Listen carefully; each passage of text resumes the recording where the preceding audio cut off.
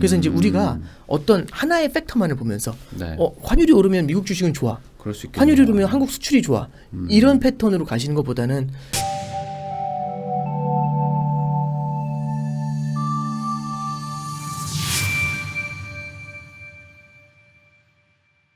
24년 뭐 23년 말 뭐 이때는 다시 금리를 내릴 수도 있다라고 얘기를 하는 것들도 지금 조금씩 나오고 있는 것 같아요. 네네, 그런 얘기가 나온다는 것 자체가 경기 침체가 된다라는 가정하에인 거잖아요. 네, 경기 침체를 많이 읽고 있어요. 그러니까 그러면 그 말은 경기 침체가 되면 금리를 낮춘다는 거고. 네네. 그래서 경기를 부양하려고 하는 거라. 네네, 그렇겠죠. 맞는 거죠. 네. 네. 그럼 어쨌든 지금보다 금리가 잠깐 피크는 칠 수 있지만 이게 똑같은 얘기 같은데 네네. 결국에 물가를 잡으려고 경기 침체를 일으킬 거고. 네. 그럼 일으킨 다음에는 금리를 다시 또 낮출 거라는 거로 보이는데. 네. 자 이제 그러면 여기서 두 가지만 여기서 말씀드릴게요. 어떻게 해야 되냐 이거죠. 네, 이제 이런 두 가지만 말씀드릴게요. 네. 이게 그러면 이제 여러 가지 상상이 일어납니다. 그럼 내년에 금리 내려오겠네. 그럼 채권 사야겠네. 이게 첫 번째인데 네. 문제가 하나 있어요. 어떤 케이스가 있냐면 러시아 우크라이나가 아까 말씀드렸던 것처럼 예를 들어서 얘가 이제 계속 뭐라고 해야 되죠? 방해를 발목 잡잖아요. 장기전으로 가는 네, 그렇죠. 그러면 네. 경기 침체로 성장이 빠르게 둔화가 되는데 네. 옛날에는 성장이 둔화되는 속도만큼 물가가 내려왔어요. 이 속도로 내려와요, 같이. 근데 지금은 만약 러시아 우크라이나 같은 게 잘못 걸리면 성장이 둔화되는 속도는 빠른데 물가가 내려오는 속도가 느릴 수가 있어요. 그러면 얘를 보면은 빨리 금리를 내려야 되는데 이게 내려오는 속도가 느리니까 그럼 답답한 거죠. 그러면 옛날에 했던 것처럼 부양책을 세게 할 수가 없어요. 그러면 얘를 보면은 부양책 세게 가야 되는데 이게 느리잖아요. 그러면 금리가 내려오는 속도가 생각보다 느릴 수가 있어요. 그러니까 이제 경기 침체면 바로 채권 사면 엄청난 돈 이게 아니라 뭐야 이제 이런 느낌을 받을 수 있거든요. 그래서 이제 이게 1번이고 두 번째는 이제 우리가 이제 뭘 볼 필요가 있냐면 요즘 많은 분들이 그 생각을 해요. 경기 침체는 나의 친구. 이게 무슨 얘기냐면 경기 침체가 찾아오면 연준이 금리를 인하할 거고 돈을 다시 풀 거잖아요. 그럼 주가 다시 오르겠네. 이게 코로나 전부터도 조금씩 계속 금리 낮추고 했던 게 경기 살리겠다고 막 했었던 거였잖아요. 지난 10년간의 패턴은 결국에는 실물 경기가 안 좋을 것 같으면 돈 풀어서 메우고 무역 전쟁에서 경기 둔화 올 것 같으면 돈 풀어서 메우고 중국이 흔들리면 돈 풀어서 메우고 유럽이 흔들리면 돈 풀어서 메우고 그러니까 모든 문제가 생길 때마다 돈 풀어서 메우면 이걸 받아가지고 주가가 뛴 거거든요. 그래서 이번에도 와 그러면 경기 침체 오면 돈 풀어서 메우겠네? 이 생각을 하는 거거든요. 근데 이제 과연 이번에도 그만큼 돈을 풀어서 메워줄까? 그게 안 될 수 있다. 이게 첫 번째인 거죠. 그래서 아까 말씀드렸던 것처럼 지금 만약 코로나 사태가 똑같이 온다면 그만큼 해줄까? 그렇게 해주기가 쉽지가 않다는 얘기죠. 그래서 이제 저는 조금 좀 그 냉정하게 보셔야 되는 게 경기 침체가 그래서 뭐 무조건 금리를 낮출 거니까 장기채를 지금 바로 엄청나게 들어가야 돼. 이거 경계하시자. 그래서 오히려 하신다면 분할 매수 같은 걸로 보자라는 게 1번이고 두 번째는 경기 침체가 오면 주가 뛰겠네. 과거의 패턴대로. 그래서 과거의 패턴을 지금에 그대로 대입해가지고 해석을 하면 낭패를 볼 수 있다. 이게 이제 2번이 됩니다. 갑자기 지금 궁금한 건데 스태그플레이션 얘기들 좀 나오다가 요즘에 또 약간 좀 안 나오는 것 같기도 하고 뭐 요즘에 금리 얘기가 더 센 것 같기도 하고 그러는데 스태그플레이션 이미 왔다라고 얘기하는 분들도 있고 최악의 상황이 스태그플레이션인가요? 스태그플레이션을 뭘로 정의하냐에 따라 다른 건데 성장이 둔화되고 물가가 오른다. 그냥 그렇게 사전적인 정의로만 하면 이미 온 게 맞죠. 왜냐하면 성장세가 지금 어쨌든 고점에서 내려오고 있는 거고 물가는 빠르게 뛰고 있으니까 이렇게 따지면 스태그플레이션인 게 맞죠. 근데 이제 사실 공식적으로 스태그플레이션을 선언했던 건 70년대예요. 근데 70년대는 성장률이 마이너스였고요.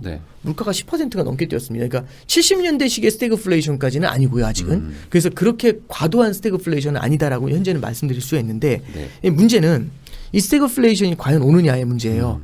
이게 방금 전에 말씀드린 것처럼 경기 침체 같은 게 찾아와서 성장이 더 둔화가 되잖아요. 그럼 보통 물가가 같이 내려와가지고 이게 경기 침체로 가요 보통. 그러니까. 근데 물가까지. 지금 저기 전쟁하고 있잖아요. 그러면 이제 얘가 내려오는데 얘가 내려오는 속도가 느리면 이 구간 동안에는 일시적인 스태그플레이션의 가능성이 생겨날 수가 있죠. 일시적이라는 말씀 앞에 또 붙인 이유는 뭐냐면 지금은 스태그플레이션이면 얘도 내려오긴 내려오잖아요. 그럼 얘도 밑으로 꽂히게 되면은 그때부터는 이제 경기 침체 국면, 저성장 저물가 국면 이제 이런 게 열릴 수 있다라는 겁니다. 그래서 이제 시장에서는 그 시기가 언제인지 모르지만 경기 침체는 다가올 것 같아. 이제 이렇게 우려스러운 눈으로 바라보고 있는 게 현재는 포인트가 됩니다. 그러면은 지금 인플레 국면에서도 투자가 참 어려운데 금리를 막 올리니까. 근데 막상 또 스태그플레이션 이후에 저성장 저물가 상태로 가도 또 돈 많이 안 풀 수도 있고 또 뭐 그냥 어찌 보면 그냥 약간 침체가 쭉 갈 수도 있고 뭐 지금 복잡하네요. 아, 네. 약간. 그러니까 저는 그런 네. 것 같아요. 몇 년 후에 주가가 얼마가 된다. 이제 네. 지금 이렇게 생각하는 지금 패턴은 그런 아닌 것 방향성이 같아요. 없다. 네. 그리고 저도 이제 17년 동안 마켓을 봤지만 네. 매크로 환경이 이렇게 빠르게 바뀐 적은 별로 없었던 것 같아요. 음. 왜냐하면 이제 제가 봤었던 17년 내에는 이렇게 강한 인플레이션이 이렇게 오래 지속된 적이 없었거든요. 네.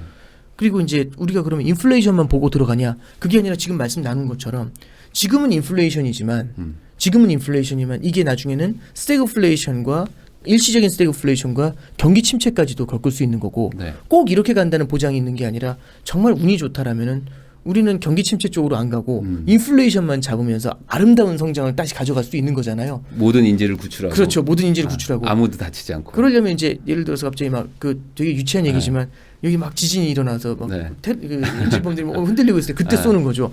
그게 가능하냐라고 생각할 수도 있지만 예를 들어서 네. 전쟁이 종전 내지는 이제 오펙 플러스에서 산유국에서 굉장히 많은 양의 원유를 증산. 뭐 이제 한숨이 나오시겠지만 네. 저도 한숨이 갑자기 좀 바이든을 믿어야 되네요. 그렇죠. 이제 모두. 미중 무역 분쟁 네. 종료. 그래서 이제 관세 인하. 네. 이제 이런 것들은 어. 사실상 성장을 자극하지 않으면서 물가를 제어를 해주는 거잖아요. 네. 그러니까 저만 그 생각을 하는 게 아니라 방금 전에 바이든 얘기를 네. 해주셨지만 미국에서도 그 생각을 하는 거죠. 그러니까 네. 그렇게 싸우던 사우디한테 가가지고 네. 한번 얘기 한번 해봐야 되지 않냐 이 얘기하는 거고 미중 관세를 조금 낮춰야 되지 않냐 이제 이런 얘기를 하고 있는 거죠. 그러니까 저는 이제 말씀드리고 싶은 건 방금 말씀드렸던 것처럼 굉장히 많은 시나리오들이 존재합니다. 매크로 환경이 되게 빠르게 바뀔 수가 있어요. 네. 그럼 그걸 갖다가 그 환경이 바뀌는 거 딱딱딱딱 맞춰가지고 따라갈 수 있느냐? 저는 이렇게 생각을 해요. 어렸을 때 내과 가서 고기 잡는 거 좋아했거든요. 네. 그 이제 그물 요만한 거 하나 들고 가가지고 어렸을 때 딱 그 물속에 들어가서 네. 물고기 잡으러 이렇게 쫓아가면 한 마리도 못 잡죠. 한 마리도 그렇죠. 못 잡아요. 안 되죠. 예, 물고기가 저보다 빠르거든요. 네, 네. 따라가면서 잡으면 한 마리도 못 잡아요. 근데 이제 저희 삼촌이 물고기를 엄청 잘 잡으셨는데 제 기억에 어떻게 잡으셨냐면 어디 이렇게 좀 약간 이렇게 여기까지 올라오는 네. 깊은 데다가 이렇게 그물을 박아요. 그런 다음에 라디오 들으시면서 여기 네. 라디오 같은 거 이렇게 꽂아서 들으시면서 이렇게 그때 떡밥 삼촌 같은 특. 거 그렇죠. 예. 떡밥 같은 거 이렇게 뭉쳐가지고 이렇게 네. 떨어뜨려요. 그럼 이제 물속에 가라앉은 그물 안에 그 떡밥이 들어가 있잖아요. 그러면 한참 보시더라고요. 네. 그러다 들면 메기 한 마리씩 들어와 있어요. 그러니까 저는 메기를 잡을 수가 없잖아요. 근데 이제 그렇게 딱 가져오시더라고요. 네. 그럼 이 얘기는 뭐냐면 길목 잡고 잡으신 거잖아요. 근데 저는 그래서 여러 가지 시나리오에 해당되는 강점이 있는 자산들을 박아놔야 돼요. SCV들을 박아놔야 돼요. 네. 그래야지 그 국면이 왔을 때 그 국면을 읽을 수가 있거든요. 그래서 지금은 초심자들 같은 경우는 이럴 때가 되게 분산 투자가 더욱 중요해집니다. 널리 깔아가는 전략이 네. 되게 중요할 거라고 생각을 합니다. 좋습니다. 그러면 지금 오건영 부부장님이 또 인플레이션에서 살아남기라는 책을 쓰셨는데 딱 이 국면 아닙니까 지금? 아, 네네. 그러면은 방금 말씀하신 것처럼 네. 인플레이션에서 살아남기의 네. 핵심은 분산 투자. 아, 네, 그렇습니다. 그리고 네. 미리 그물을 좀 쳐놔야 된다는 거잖아요. 아, 네네, 그렇습니다. 어디에 쳐야 됩니까? 아, 일단 이렇게 말씀드릴게요. 첫 번째는요. 우리 이제 이렇게 생각을 해요. 최근에 가장 낭패 보신 분들이 또 어떤 분들이 계시냐면 원자재에 베팅하신 분들 계십니다. 아, 원자재 또 급락하더라고요. 예, 네. 인플레이션 국면이 계속 이어질 거라고 생각을 하면 원자재에 투자해야 참 되거든요. 어려워요. 예, 근데 방금 말씀드린 것처럼 인플레이션을 읽었다가 이게 오래되면 경기 침체하면서 훅 주저앉아 버리잖아요. 그러니까 원자재에 투자하신 분들이 단기로 엄청 손해 보셨어요. 올해 1분기부터 1월 달부터 5월 달까지 네. 브라질 증시가 전 세계에서 제일 많이 올랐어요. 네. 근데 지금 보면은 오른 거 다 뱉었거든요. 다 뱉었어요. 예, 올라간 거 이상으로 뱉었어요. 네, 네, 네. 이런 겁니다. 뭐냐면 경기 침체를 읽는 순간 원자재 시장이 큰 폭으로 주저앉아요. 그렇겠죠. 예, 그러면 지금은 어느 한 가지 자산이 맞다라고 생각해서 배팅을 치는 게 아니에요. 네. 그러면 인플레이션에 대비하기 위한 자산 중에 원자재를 조금 비중을 가져가고 방금 말씀드린 것처럼 경기 침체에 대비하기 위해서 안전 자산인 달러나 금 같은 걸 조금은 박아둘 필요가 있는 거죠. 네. 그리고 또 하나는 주식 같은 자산도 이후에 실물 경기가 회복될 때는 되게 강한 흐름을 보일 수가 있잖아요. 그럼 주식 같은 자산들도 일부 깔아놓을 수 있어요. 그리고 방금 전에 채권 말씀드렸었죠. 네. 채권 같은 경우도 분할 매수로 조금 다가갈 수 있습니다. 자, 그러면 굉장히 많은 자산인 거잖아요. 네. 작년 이제 술자리 하면은 네. 이맘때 술자리 하면 HTS를 많이 보여줬어요. 친구들이. 아, 난 이런 거 갖고 있는데. 네. 제 생각에는 봐달라는 게 아니라 네. 자랑하고 자랑하고 싶었던 것 같아요. 다 싶었겠죠. 빨갛고 네. 나는 뭐 다 파이널 빨개. 플러스 70 몇 프로다. 뭐 그러면 아유 내가 90 몇 프로인데 야 나한테 안 뭐 이런 얘기했던 게 기억이 나요. 다 뱉어냈지. 훈훈했죠. 지금. 네. 지금 요즘은 올해는 이제 아무도 안 보여주시더라고요. 네. 뭘 얘기하는 거냐면 HTS에서 이제 여러 종목을 거래하실 수 있는 능력들이 되셨고요. 네. 그리고 이걸로 샀다 팔았다 하시는 것들은 제 생각에는 이제 굉장히 익숙해지신 것 같아요. 분산 투자를 여러 개 깔고 가도 ETF 7개, 8개면 충분합니다. 저는 그렇게 생각을 해요. 그러니까 지금 말씀하신 원자재, 달러, 금, 주식, 채권 같은 것들을 이미 그렇죠. 투자하고 있는 네. ETF나 이런 것들이 그렇죠. 있다. 그런 것들을 조금 이렇게 넓게 깔아가시는 전략이 되게 중요하고 어느 한 국면으로 수렴한다. 네. 이게 확정적일 것 같다라고 할 때 그 국면에 대한 비중, 그 ETF의 비중을 늘려가는 전략이 훨씬 더 좋을 것 같아요. 이게 네. 1번이고요. 두 번째는 저는 이제 작년, 재작년에도 계속해서 이제 분산 투자 얘기를 계속 네. 하고 있어요. 17년 동안 하면서 느낀 게 뭐냐면 어느 한쪽에 쏠림 투자를 했었을 때 예상하지 못한 리스크가 벌어지면은 정말 답이 없습니다. 그러니까 더 벌려다가 예. 확 그냥 가는. 그렇죠. 네. 엔화 약세 생각했다가 동일본 대지진이 찾아오니까 엔화가 초강세로 가거든요. 그래. 그럼 여기서 동일본 대지진을 예측한 사람은 그럴 수 없어요. 없죠. 네. 이번에 2월 초에 네. 이제 연준에서 금리 인상 거의 끝난 것 같으니까 오를 거다라고 생각했는데 2월 24일에 러시아 우크라이나 전쟁 터졌잖아요. 터지니까. 예측한 사람이 많았을까요? 저는 별로 없었다고 네. 봐요. 그리고 그게 어떤 나비 효과를 갖고 온 거냐면 기대 인플레이션을 키울 수 있으니까 연준을 자극해버려서 네. 연준의 금리 인상이 더 빨라지고. 연초에 3.75 갈 거라고 본 사람은 없었거든요. 네, 네, 네. 예, 그렇게 돼버려요. 그럼 이런 것들은 예상하지 못한 변화를 만들어내는 거거든요. 그렇기 때문에 미래를 알기가 어렵기 때문에 돌발 상황이 너무 많기 때문에 여러 자산을 깔고 가자는 게 분산 투자예요. 근데 이제 작년 이맘때 이제 친구들한테 이제 분산 투자 얘기하면은 네. 다 웃어요. 다 웃어요. 다 웃어요. 그 전문가 그 얘기는 나도 할 수 있는데 네. 이제 어떤 느낌이냐면 저도 그 비슷한 느낌을 받은 적이 있는데 병원에 가요. 네. 병원에 가서 이제 얘기를 하는데 저한테 그러시는 거죠. 오건영 씨는 단 거, 짠 거, 커피, 고기 먹지 말라고. 네. 그 얘기 딱 들으면 저도 그 얘기는 할 수 있어요. 그렇잖아요. 저는 분산 투자도 네. 그 비슷한 느낌을 준다라고 봐요. 그래서 근데 이제 최근에 속이 좀 안 좋아서 가보니까 네. 오건영 씨 진짜 딴 건 모르겠지만 커피는 드시지 마세요. 그 얘기 하더라고요. 원래는 커피 중독이라서 하루에 4잔 5잔 마셨거든요. 이만한 걸로. 네. 그러다 보니까 이제 속이 쓰린 거잖아요. 그럴 수 있죠. 이번엔 그 얘기가 들리더라고요. 그래서 커피를 좀 줄였어요. 네. 그러면 한번 생각해 보는 거죠. 왜 2년 전에는 무시하던 말이 왜 들렸을까? 네. 이게 오르기만 하는 장에서는 분산 투자가 의미가 없어져요. 네. 맞아요. 아무 위험이 없잖아요. 더 오를 것만 찾으면 되잖아요. 잘못 찾았더라도 오르긴 오르니까. 네. 그런데 이 분산 투자라는 거는 아까 말씀해 주셨던 것처럼 잃지 않는 투자를 위해서는 정말 중요한 것 같아요. 다 깨지더라도 오르는 게 분명히 존재하잖아요. 그래서 이럴 때 이렇게 매크로에서 굉장히 예상하지 못한 돌발 변수들이 너무나 빠르게 돌아갈 때는 초심자 같은 경우는 이렇게 쭉 깔고 가는 전략이 훨씬 더 중요하다. 그럼 여기서 그렇게 궁금한 생각돼요. 게 네. 그래서 초심자들이라고 네. 쳤을 때 네네. 분산 투자하라 좋은데 그럼 어떻게 해야 되지? n분의 1로 가야 되나? 5개 종목을 그냥 20%씩 사야 되나? 네. 뭐 아니면 또 이런 종목은 좀 적게 사고 이런 건 좀 많이 사야 되나? 뭐 이런 네. 거에 대해서 좀 어려울 수 있잖아요. 네, 그렇죠. 기본적으로 아무리 분산이어도 네네. 뭐 지금 상황에서 네네. 지금 인플레이션에서 살아남아야 네. 되니까 네. 그래도 조금 좀 비중을 높게 가야 되는 거 뭐 2-3개가 있다면 네. 뭐가 있을까요? 그러니까 저는 이렇게 보면 될 것 같아요. 네. 인플레이션이 더 이어질 가능성이 높냐? 네. 아니면 스태그플레이션이 올 가능성이 높냐? 네. 아니면 이제 경기 침체가 올 가능성이 높냐? 네. 아니면 진짜 잘 풀려갈 네. 가능성이 높냐? 이제 이거는 사람마다의 판단인 것 그렇죠. 같아요. 이런 유튜브 채널이나 네. 책이나 아니면 신문 기사 같은 것들을 보면서 이런 것들을 이제 판단을 해주시면 좋을 것 같아요. 네. 그럼 예를 들어서 나는 스태그플레이션의 가능성이 제일 높다고 봐. 네. 이러면 지금은 원자재의 비중을 조금 더 가져가는 게 좋아요. 스태그플레이션을 예상하면 그렇죠. 근데 나는 경기 침체의 가능성이 높다고 봐. 그러면 네. 채권 있죠.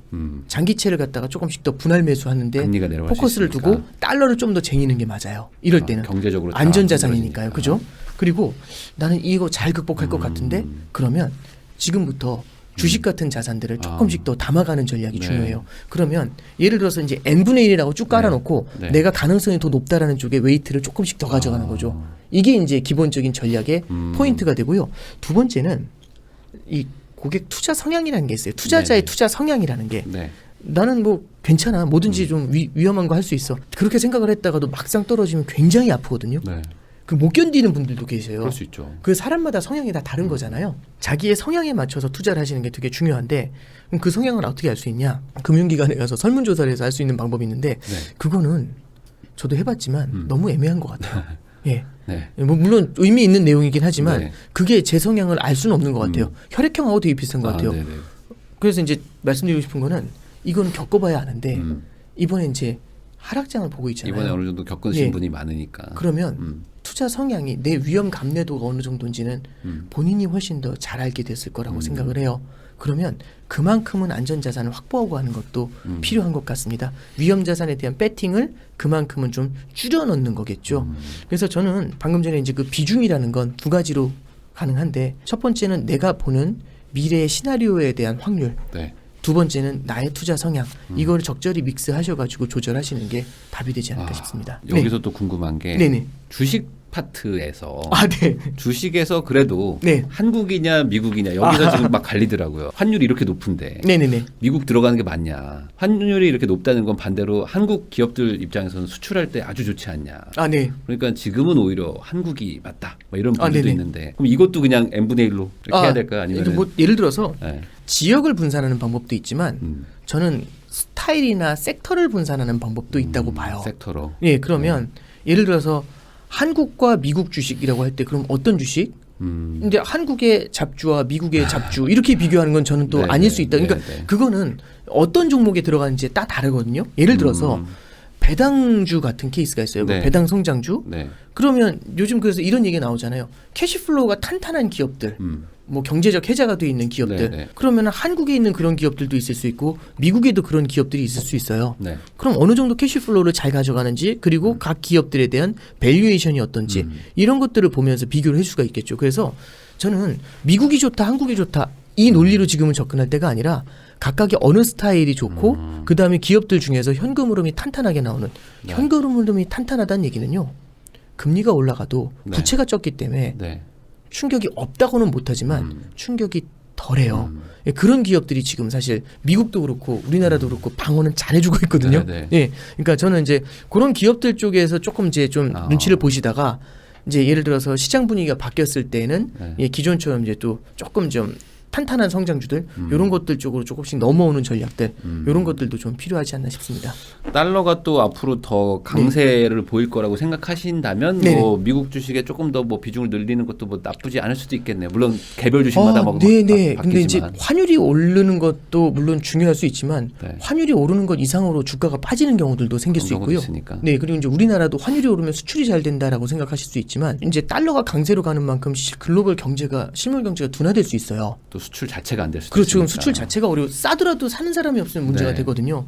그래서 이제 우리가 어떤 하나의 팩터만을 보면서 네. 환율이 오르면 미국 주식은 좋아. 그럴 수 있겠네요. 환율이 오르면 한국 수출이 좋아. 이런 패턴으로 가시는 것보다는 전반적인 이런 여러 시나리오들이 있잖아요. 예, 그런 것들을 같이 좀 감안하시는 게 필요하다 싶습니다. 그러면 그냥 주식 파트에서는 네네. 환율을 고려하기보다는 그냥 네. 그 섹터에서 제일 좋은 회사가 한국 기업일 수도 있고 미국 기업일 수도 있고 뭐 네. 이렇게 생각해서 그냥 좋은 네. 거 사라. 환율이 이제 당연히 고려 요소 중에 하나인 건 맞지만 네. 지금 같은 경우는 방금 말씀드렸던 것처럼 현금 흐름이라든지 그다음에 기업 내의 스타일이라든지 그게 더 이런 중요할 것들을 수 조금 있다. 보시는 게 더 필요하지 않나 싶습니다.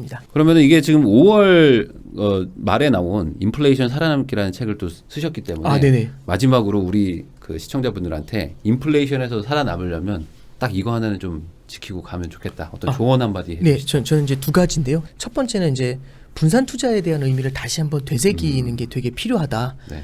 이제 와서 분산이냐라고 생각하실 수도 있지만 지금이라도 이제 이 분산 투자의 의미를 좀 되새겨 놓으시면 어차피 투자는 우리는 길게 가는 거지 않습니까?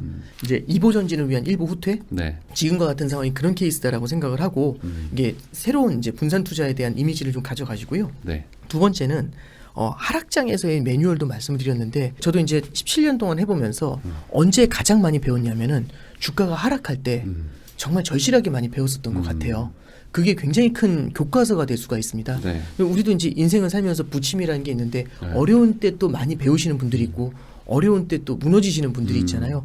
저는 어려울 때 배우시는 분들이 이후에 참 많은 그 높은 변동성 장에서도 네. 또 계속해서 살아가실 수 있다라고 생각을 합니다. 네. 그래서 결국에 저는 인플레이션에서 살아남기보다도 지금은 투자에서 살아남기 위한 그런 전략들 이런 것들을 하락장에서의 매뉴얼을 만들면서 네. 좀 버텨보시는 것 이런 것들을 좀 말씀드리고 싶습니다. 사실 이 큰 그림이나 큰 흐름을 이해해야 어찌 보면 그 세부적인 투자도 좀 잘할 수 있는데 결국에는 지금은 참 변수가 많고 네, 그런 그렇습니다. 거 하나하나 대응하기도 참 어렵고 뭐 이제는 전쟁까지 신경 써야 되는 상황이 온 것 같아요. 네, 그렇습니다. 그래도 이런 상황에서 한 줄기 그래도 좀 어떤 빛을 알려주시는 우리 오건영 부부장님을 모시고 오늘 인플레이션에서 살아남는 방법에 대해서 이야기를 나눠봤습니다. 다시 한번 나와주신 우리 오건영 부부장님께 인사하면서 영상 마치도록 하겠습니다.